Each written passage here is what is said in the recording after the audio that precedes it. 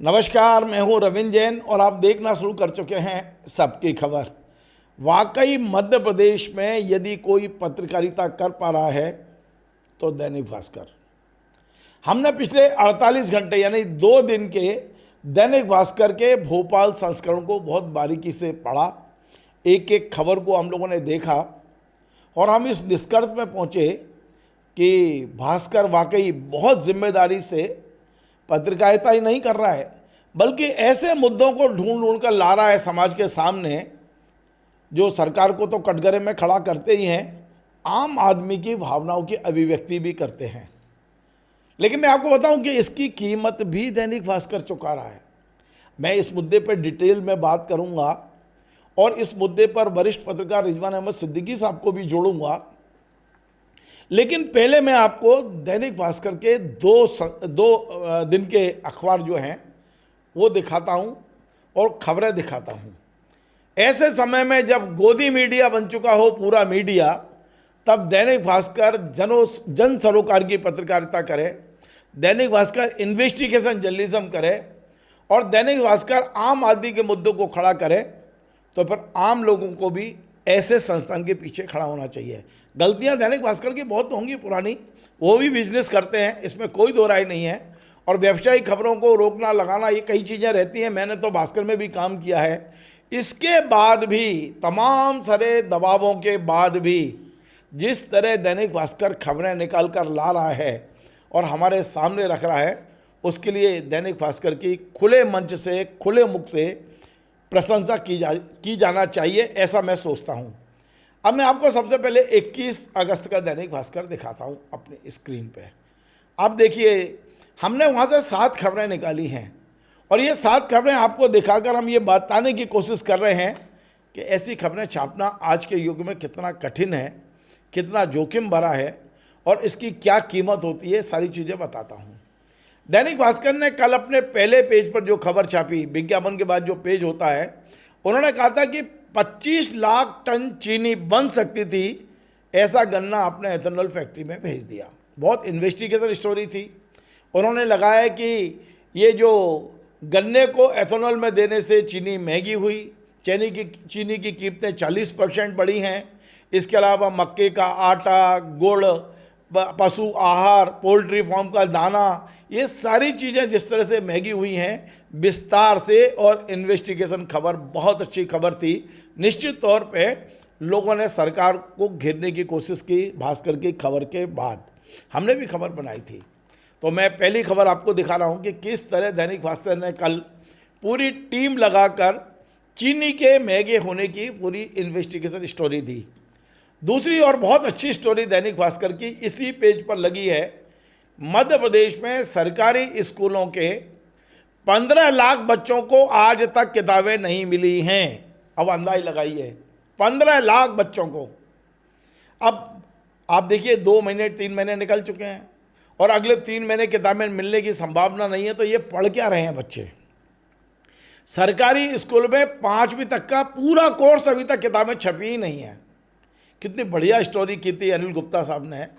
तो भास्कर की इस स्टोरी को भी मैं बधाई देता हूं कि एक अच्छी स्टोरी निकाल के लाए। हमने और चीज़ों को जोड़ के, हमने गणवेश भी जोड़ा, हमने स्कूलों की भवन की मरम्मत को लेके जोड़ा, शिक्षकों की कमी को, हमने इस खबर को और विस्तार से बनाया था कल।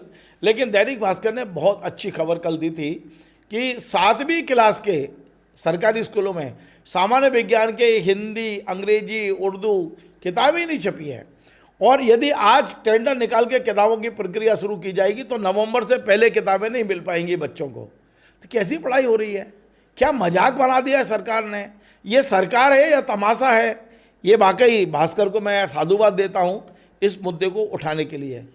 तीसरी और बड़ी खबर भास्कर ने कल के अंक में भोपाल में की थी। मैं सारे एडिशन की बात नहीं कर रहा हूँ, हर जगह कोई ना कोई स्टोरी रही होगी। भोपाल के एडिशन में कल एक और बड़ी खबर थी कि हमारा जो मध्य प्रदेश में स्वास्थ्य विभाग है वो पूरी तरह ठेके पे चल रहा है।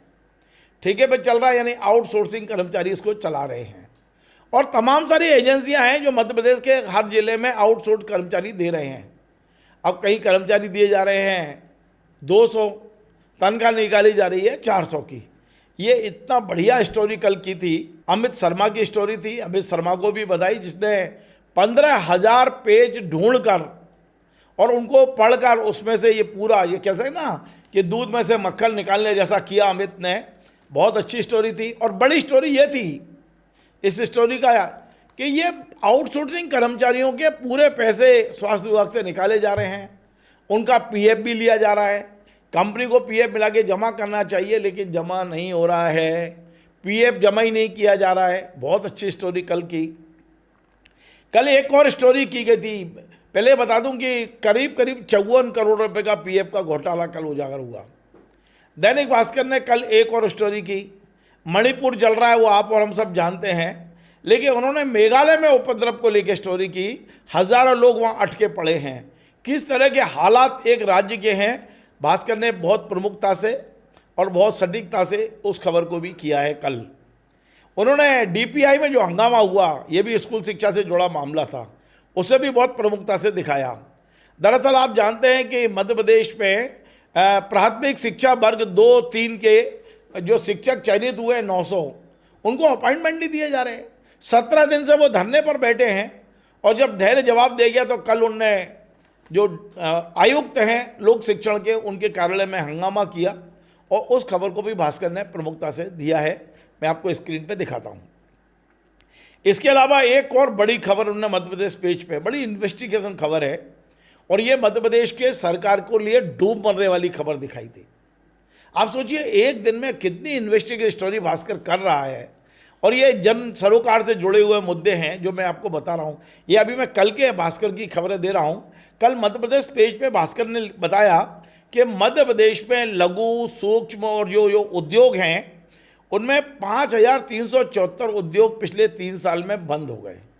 3 साल आप समझ रहे हैं ना, इसी सरकार डॉक्टर मोहन यादव की सरकार, 3 साल हो जाएंगे अभी 2-3 महीने बाद। तो आप सोचिए, भास्कर कह रहा है, दैनिक भास्कर, कि जो लघु और सूक्ष्म जो उद्योग हैं 5,374 बंद हो गए और इसके कारण से 42,000 रोजगार छिन गए मध्य प्रदेश से। हम रोज अखबारों में विज्ञापन पढ़ते हैं रोजगार के, हमने मध्य प्रदेश को उद्योग फ्रेंडली बना दिया है, हमारे यहाँ सेमिनार हो रहे हैं, वहाँ हो रहे हैं, इन्वेस्टर मीट हो रही है। ये सब तो हम छापते हैं, विज्ञापन भी छापते हैं, लेकिन ये कौन सा अखबार छाप रहा है कि आपने 2-4-5 हज़ार उद्योग लाए लेकिन आपके तो 6,000 बंद हो गए। लगभग 5,500 उद्योग बंद होने की बात भास्कर ने अपनी इन्वेस्टिगेशन स्टोरी में दी है। इसके लिए भी वो साधुवाद का पात्र है। एक और खबर हमने मध्य प्रदेश पेज पे देखी कल, और वो ओमकारेश्वर की जो पहाड़ियाँ हैं वहाँ बिल्डर ने कब्जा कर लिया है, सारे पेड़ काट डाले हैं। ये भी स्क्रीन पे देखिए आप। तो ये कल की जो खबर है, 7 खबरें मैंने दिखाई।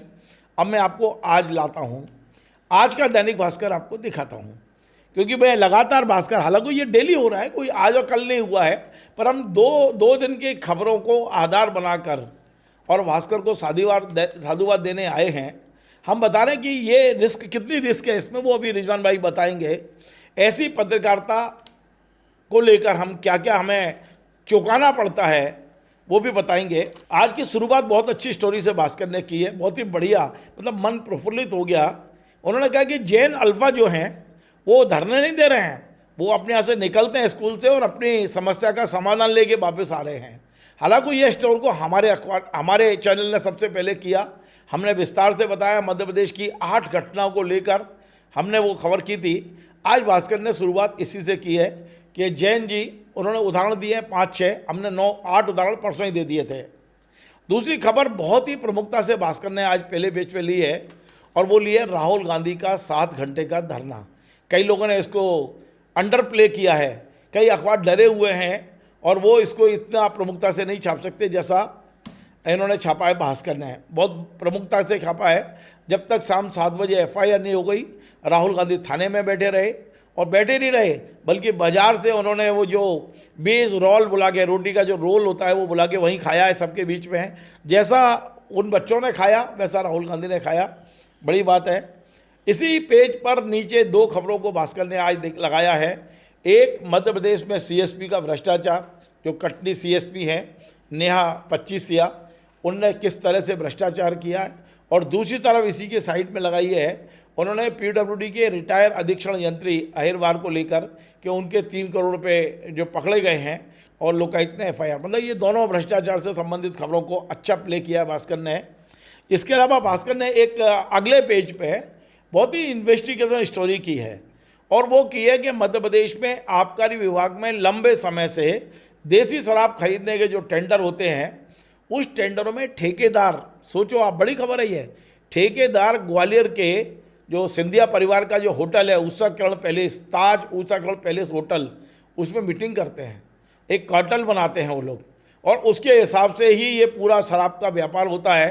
पिछले कुछ सालों में लगभग 4,000 करोड़ रुपए का नुकसान हुआ है। बहुत ही बढ़िया स्टोरी भास्कर ने दी है। मुझे उम्मीद है कि ये जो आबकारी आयुक्त हैं मौजूदा, इसे गौर से देखेंगे, और हालांकि इस बार काफ़ी कार्टेल को तोड़ने की कोशिश हुई है, आगे हो सकता है इस पर और ज़रूरी कदम उठाने की ज़रूरत होगी तो होगी, पर आज भास्कर ने इस मुद्दे को बड़ा प्रमुखता से उठाया है। अब मैं ले चलता हूँ भास्कर का हर शनिवार को संपादक जो खुद लिखते हैं, बड़ा अच्छा सतीश सिंह जी का आलेख है। ये बालाघाट में जो दूषित पानी से बच्चे मरे हैं, करीब 19 बच्चे मरने की खबर हमने सुनील बघेल साहब के देखी। बघेल साहब वहाँ रहे 8-10 दिन, भास्कर के रिपोर्टर हैं, और उनने जाके जो इन्वेस्टिगेशन स्टोरी की है, उसी को आधार बनाकर बहुत बढ़िया इन्होंने लिखा है। बहुत बढ़िया, क्या हम कह सकते हैं, बहुत तीखा लिखा है। कहते हैं आदिवासी मारे तो मर जाएं, बस नाराज़ नहीं होना चाहिए, क्योंकि मरने वाला वोट देने नहीं आएगा, नाराज़ वाला वोट काट देगा। तो बहुत अच्छी तरह से उन्होंने इसको छापने की कोशिश की है। बहुत बधाई आदरणीय सतीश सिंह जी आपको। इसके अलावा भास्कर ने आज एक और investigation story Madhya Pradesh page पे की है। ये स्टोरी ग्वालियर से उठाई गई है, और ये स्टोरी है कि जो जी राम जी, जिसको जी राम जी कह दिया है सरकार ने, मनरेगा को जी राम जी कहा है, तो उसमें जो लोग 4 साल 3 साल पहले मर गए वो भी मजदूरी कर रहे हैं। बड़ा अच्छी स्टोरी है। आखिर ये सिस्टम क्या है?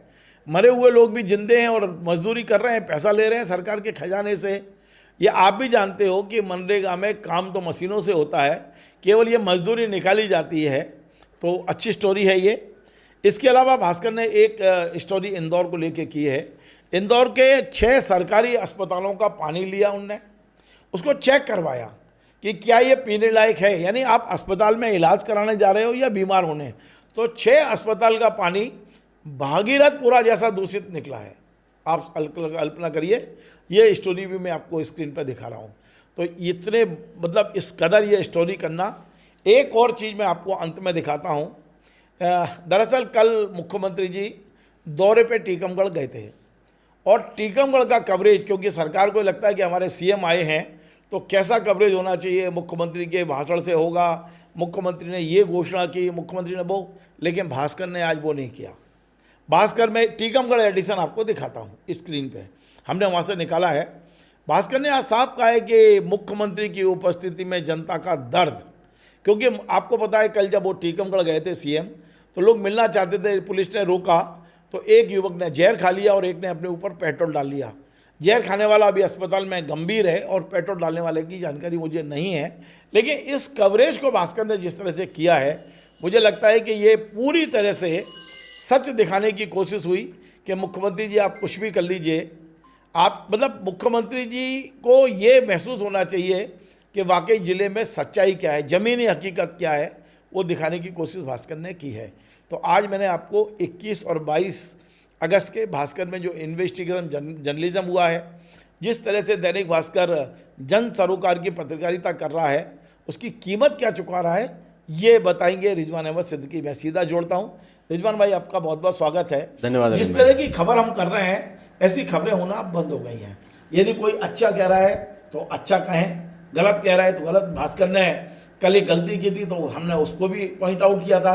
उन्होंने कह दिया था कि उज्जैन से शराब गई थी, गुजरात जहाँ मरे थे, हमने उस पर भी खबर बनाई थी कि भास्कर ने गलत कहा है। लेकिन आज हम दैनिक भास्कर की कई अच्छी खबरें जो हैं उस पर उन्हें साधुवाद भी दे रहे हैं। और पता नहीं क्यों, देखिए मैं 42-43 साल से जर्नलिज्म कर रहा हूँ, ये महसूस हुआ आज सुबह सुबह जब मैं सो के उठा कि यार बताना चाहिए, बोलना चाहिए कि वाकई कोई अखबार तो है जो बड़ी से बड़ी कीमत चुका कर भी पत्रकारिता कर रहा है, पत्रकारिता के जन सरोकारों को जिंदा रखा हुआ है। क्या कहेंगे आप? बिल्कुल रविंद्र भाई, ये जो सच है, सबकी खबर भी बोलता है और आप लगातार बोलते हैं इस सच को।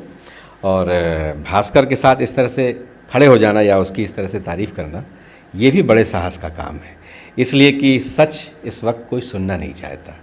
जब आप सच कहते हैं तो वो सामने वाला आपको दुश्मन की तरह महसूस करने लगता है। और दैनिक भास्कर के बारे में चूँकि हम जिद कर रहे हैं, आपने तो सिर्फ 21 और 22 अगस्त की बात की है, और भास्कर ने अपनी तरफ आकर्षित हमें कोरोना काल से किया था। पत्रकारिता पूरे देश भर के सारे संस्थानों ने, सब ने किया, लेकिन जो जनता के सरोकार, जन सरोकार की जो पत्रकारिता थी, ऑक्सीजन सिलेंडर नहीं मिल रहा है या गंगा में लाश इस तरह से बहा दी गई हैं, ये भास्कर ने किया था। कीमत भी चुकाई उस दौर में भी, जब इनकम टैक्स रेट वगैरह सब चुकाई भास्कर ने कीमत। विज्ञापन बंद कर दिए गए, लंबे समय तक विज्ञापन बंद रहे। और अभी फिर जब पूरे देश की आवाज़, जंतर मंतर, जी, पूरे देश की आवाज़, जो कॉकरोच जनता पार्टी का जो आंदोलन है, वो कॉकरोच जनता पार्टी का न रहकर पूरे देश का आंदोलन हो गया था, उसको सच क्या है उसका, वो भास्कर ने दिखाया। बाकियों में तो साहस ही नहीं था, इसलिए कि गोदी मोदी मीडिया कर करके लोगों को बाहर भी निकाला गया वहाँ से, लेकिन भास्कर ने दिखाया। और उसके बाद से हम देख रहे हैं भास्कर में सरकारी विज्ञापन नहीं छप रहे हैं रविंद्र भाई। अब भास्कर नहीं छाप रहा है, सरकार नहीं दे रही है, तो भास्कर ही बता सकता है, लेकिन हमारी पास सूचना ही नहीं छापेगा उनका, तो मैं कह रहा हूँ हमारे पास जो देश भर में बंद हुए हैं, तो इसका मतलब ये दिल्ली के संकेत से बंद हुए हैं। दिल्ली से हमारे पास जो सूचना है वो यही है कि दिल्ली के निर्देश पर भास्कर को ये विज्ञापन मिलने बंद हो गए। रविंद्र भाई, हमें गर्व भी है इस बात का, आज हम भास्कर की बात कर रहे हैं। आप भास्कर में स्टार रिपोर्टर रहे हैं, मैंने रिपोर्टिंग से लेकर ब्यूरो चीफ तक मैं भास्कर में रहा हूँ। और ये वो संस्थान है, उस समय भास्कर बहुत तेज़ी से रफ्तार पकड़ रहा था। वो नवभारत का युग था, नवभारत उस दौर में बहुत बड़ा अखबार होता था। नवभारत अगर ये लिख दे कि आज छुट्टी है, तो दफ्तरों में छुट्टी हो जाती थी, छुट्टी हो ना हो। भास्कर ने आज वो स्थान पा लिया है। पूरे देश का कोई भी मीडिया संस्थान, क्या इलेक्ट्रॉनिक मीडिया, क्या प्रिंट मीडिया, और जो भी कुछ किया है भास्कर ने, इसकी तारीफ बनती है। और जो आपने किया है उसकी भी तारीफ बनती है, इसलिए कि ये दुस्साहस है ये। भाई, इसकी कीमत किस तरह, क्योंकि देखिए यदि सरकारी विज्ञापन बंद हो जाए तो इतने बड़े स्टाफ को, इतने बड़े संस्थान को चलाना कितना मुश्किल लगता है। आप चूँकि लंबा अनुभव है, और ये भी बताइए कि हमने ये निर्णय क्यों लिया। हमने अपने चैनल को, आज मैं अपने दर्शकों को फिर से बता रहा हूँ, पहले बता चुका हूँ, आप बताइए। आपकी वो बात मैं बताऊँगा। जिस तरह से दैनिक भास्कर ने, रविंद्र भाई, आपने तो सिर्फ अखबार दिखाया है, आपने तो सिर्फ अखबार की बात की है। दैनिक भास्कर ने मीडिया के जितने तरह के प्रकार हैं, एक टीवी अगर छोड़ दें तो जितने तरह के प्रकार हैं, सारी तरह की चीज़ों में दैनिक भास्कर काम कर रहा है। डिजिटल में जो कुछ कर रहा है दैनिक भास्कर, देश भर की जो जो खबरें और एक्सप्लेनर के नाम से जो जो चीज़ें वो, और जिस साफ गोई के साथ करता है। आज भी पुलिस भर्ती में जो पुलिस भर्ती की जो बैंड की भर्ती है, उसकी भी डिजिटल में बहुत अच्छी स्टोरी बनाई है भास्कर ने, कि किस तरह से कितने नाम आने चाहिए थे और कितने नाम कम कर दिए गए, और किस तरह से नाम जोड़े जा सकते हैं, इसका भी एक स्टिंग किया है उसने। तो ये सब चीज़ें भास्कर कर रहा है। और रविंद्र भाई, दैनिक भास्कर को विज्ञापन की ज़रूरत है, इसलिए कि बहुत बड़ा संस्थान है, लेकिन जो सबकी खबर ने किया है ये भी ऐतिहासिक है। आपने तय किया कि सरकारी विज्ञापन नहीं लेंगे, सरकार आश्रित, सरकार पोषित संस्थान सबकी खबर को नहीं बनाना है, और आपने किया। मैं इस बात का साक्षी हूँ कि एक बड़े अधिकारी, बड़ा विभाग जो है इस पत्रकारों से संबंधित, उसने आपको लगातार ये कहा कि ये तो आपका अधिकार है, लेकिन उसके बाद भी आपने उनसे ये कहा कि जिस दिन सरकार से विज्ञापन लेना पड़ेगा उस दिन मैं ताला लगा दूंगा। और विज्ञापन बंद भी हुए, जो प्राइवेट विज्ञापन मिलते हैं वो भी किन्हीं कारणों से बंद भी हुए, लेकिन आपने जो किया है इस दौर में, और आप ये बात नहीं कहते लोगों से, लेकिन मैं आपका मित्र हूँ, आपने तो मुझसे ये तक कहा कि मैंने जो संपत्ति अर्जित की है अपने इतने दिनों में, अगर इस संस्था को चलाने के लिए उसको बेचकर भी मुझे काम करना पड़ेगा तो भी मैं करूँगा। ये दुस्साहस है। और पत्रकारिता ने आपको इतने साल में जो कुछ भी दिया था, उसका वो आप जो उसको लौटा रहे हैं, इसके लिए आपकी जितनी तारीफ की जाए वो कम है। भाई, मैंने किया, भास्कर ने किया, सब ठीक है, हम लोग बहुत छोटे लोग हैं, हमारी आवाज़ बहुत छोटी आवाज़ है, कोशिश कर रहे हैं।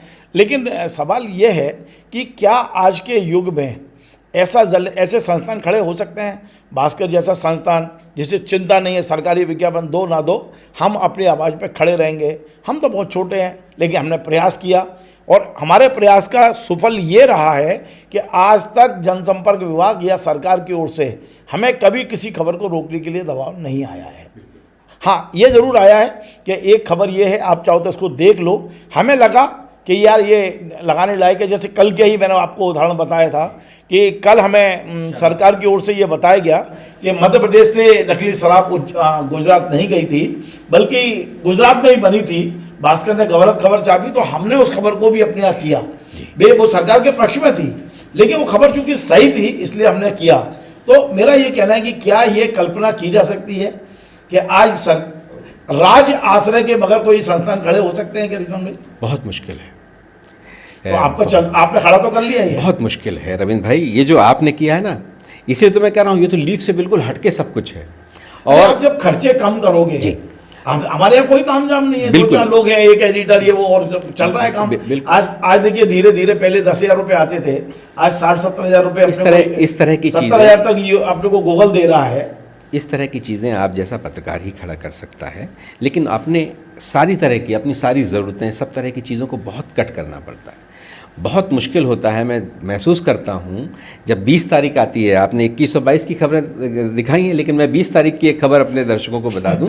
जब 20 तारीख आती है तब वेतन समय पर लोगों को मिल जाए। उस दिन आप थोड़ा सा अस्वस्थ थे, अपने मेडिकल चेकअप कराने गए थे, लेकिन आप वहाँ भी मेरे साथ अस्पताल में थे, तो वहाँ भी आपको इस बात की चिंता थी कि आज सैलरी देनी है सबको, आज सैलरी देनी है सबको। तो ये सोच और ये मतलब इतना तनाव बहुत आसान नहीं है किसी के लिए भी ले लें। लेकिन जो संस्थान बरसों से खड़े हो गए, जो खड़े ही इसीलिए हुए कि जनता की आवाज़ उठाना है, उनकी जिम्मेदारी थी, उन्होंने भी धीरे धीरे उठाना शुरू कर दिया। मध्य प्रदेश में एक संस्थान बहुत बड़ी ताकत के साथ आया, उसने एक पहचान भी बनाई अपनी, लेकिन आजकल हम उसकी रिपोर्टिंग देखते हैं तो बहुत अफसोस होता है। क्या आपको नहीं लगता रिजवान भाई कि कुछ ऐसे कानून आना चाहिए कि जो सरकारी विज्ञापन है वो बगैर भेदभाव के मिलना चाहिए?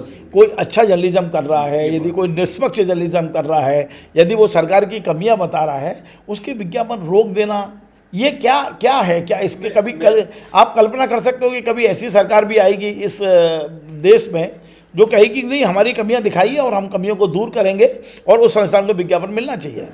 पीछे तो बहुत हद तक इस तरह का माहौल था, लेकिन अब तो माहौल ख़त्म हो गया है। अब तो सिर्फ एक ही आंख से देखना है आपको दूसरी आंख खोलनी है। या तो हमारे, हाँ, या तो आप हमारा अच्छा देखो, हमारा गुणगान करो, और या फिर आप सिस्टम से राजेश बादल जी एक किस्सा सुनाते हैं, आपने भी सुना होगा कि जब वो टीवी मीडिया में थे और दूरदर्शन पर विनोद दुआ जी ने एक मंत्री का इंटरव्यू किया था और मंत्री को अपने विभाग की जानकारी नहीं थी और उन्होंने बड़े तीखे सवाल पूछ लिए थे दूरदर्शन पर। कल्पना भी नहीं कर सकते आज की तारीख में सरकारी चैनल और सारे मंत्री इकट्ठे हो गए, राजीव गांधी के पास पहुंचे थे। उन्होंने कहा था दूरदर्शन हमारा, विनोद दुआ हमारा कर्मचारी हमारे मंत्री को कटघरे में खड़ा कर रहा है, विनोद दुआ को हटा दो। तो राजीव गांधी के बारे में ये बताया जाता है, तमाम सारे आप गूगल करके देखेंगे मिल जाएगा। उन्होंने विनोद दुआ को नहीं हटाया था, मंत्री को हटा दिया था। बिल्कुल, कि जिस मंत्री को अपने विभाग की जानकारी नहीं है उसे मंत्री बनने का हक नहीं है। तो इस देश में हुआ है उसी दौर में, उन्हीं लोगों के दौर में प्रसार भारती बनाया गया, बाकायदा एक ऑटोनोमस बॉडी बनाई गई। लेकिन ये एक अलग बात है कि अब वहाँ बैठा हुआ एंकर नेता प्रतिपक्ष को लानत मलामत करता है और बेशर्मी से करता है और फिर कोई सवाल नहीं पूछता। तो वो दूरदर्शन तो सरकारी संस्थान है फिर भी, लेकिन बाकी जो संस्थान हैं जो सरकारी नहीं हैं लेकिन वो सरकार से पोषित हैं। रविंद्र भाई, 3 बड़ी संस्थाओं को संचालन करने की जिम्मेदारी है, तो लेकिन क्या सरकारी सहयोग, सरकारी विज्ञापन के बिना इस तरह की संस्थाएं नहीं चल सकती, इसलिए कि अब प्राइवेट विज्ञापन मिलना लगभग ना के बराबर हो गया। बहुत मुश्किल है प्राइवेट विज्ञापन मिलना, इसलिए कि अभी आपने भास्कर की एक खबर का जिक्र कर रहे थे कि इतने उद्योग बंद हो गए। तो ये धीरे धीरे इस तरह के उद्योग बंद हो जाते हैं, इस तरह के अवसर बंद होते हैं, इस तरह की चीज़ें होता है। और जाहिर है जब विज्ञापन कौन यही देते थे, अब ये धीरे धीरे कम होते जा रहे हैं। बहुत बड़ा होता जा रहा है और छोटा लगभग ख़त्म होता जा रहा है। तो ये माहौल ख़त्म हो गया, तो अब निर्भरता सिर्फ सरकार पर है। अगर सरकारें लोकतंत्र में को बेहतर बनाने की अगर सरकारों की नीयत है तो उसको न्यायालय को स्वतंत्र करना पड़ेगा, उसको कार्यपालिका को स्वतंत्र करना पड़ेगा, विधायिका को संवेदनशील होना पड़ेगा, और सबसे ज़्यादा जो आईना रोज़ दिखाता है, आईने को साफ करना पड़ेगा बिल्कुल। उसमें आईने में कोई किसी भी तरह का फॉग नहीं होना चाहिए, कोई कुछ नहीं होना है, साफ़ होना चाहिए। और साफ़ आईना रखने के लिए उसका पोषण बहुत ज़रूरी है, उसकी सुरक्षा भी ज़रूरी है। इसलिए कि ना आप पत्रकार सुरक्षा कानून बनाना पसंद करते हो, आपने पत्रकारों को जो रेलवे में एक सुविधा दी थी वो तक आपने वापस ले ली। आप हमसे ईमानदारी और सारी तरह की चीज़ों की बहुत बड़े बड़े संदेश देते हैं, लेकिन आपने माहौल ही नहीं बनाया है।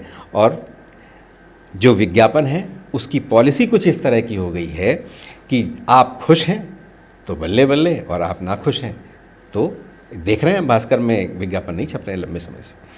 चलिए, बहुत बहुत धन्यवाद रिजवान भाई। आज ने बहुत महत्वपूर्ण मुद्दे पे बात की और आपने बड़े सटीक और बहुत मतलब ऐसी जानकारियां दी हैं।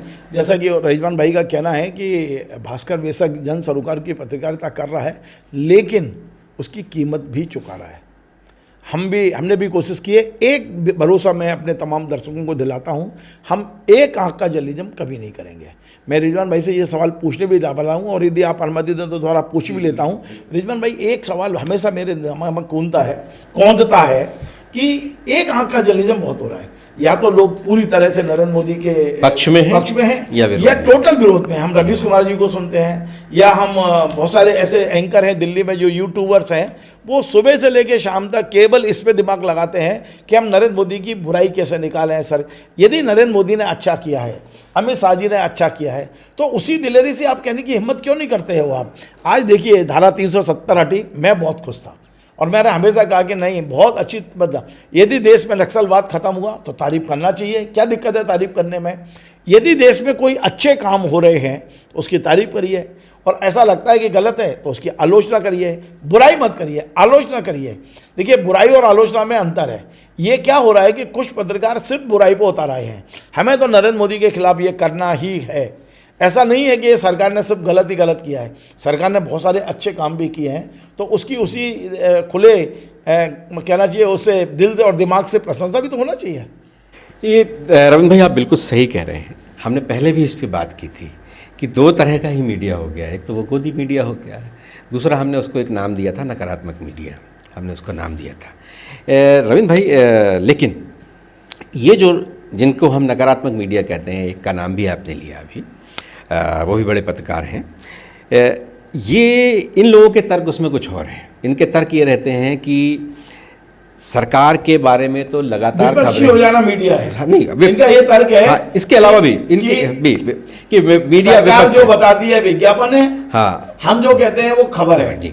वहां तक तो ठीक था, बिल्कुल। लेकिन आप विपक्ष तो बनिए, लेकिन आप विरोधी मत बनिए, एनिमी मत बनिए, बजाय प्रतिपक्ष बनिए ना। हाँ, आप एनिमी मत बनिए, आप विरोधी की तरह, बिल्कुल दुश्मन की तरह मत बनिए। लेकिन उनका तर्क एक और है इसमें। उनका तर्क ये है कि सरकार की चीज़ें तो दिन भर छपती हैं, दिन भर आती हैं, सब जगह आती हैं, हम तो सिर्फ कुछ चीज़ों पर व्यूज़ देने का काम हमारा है।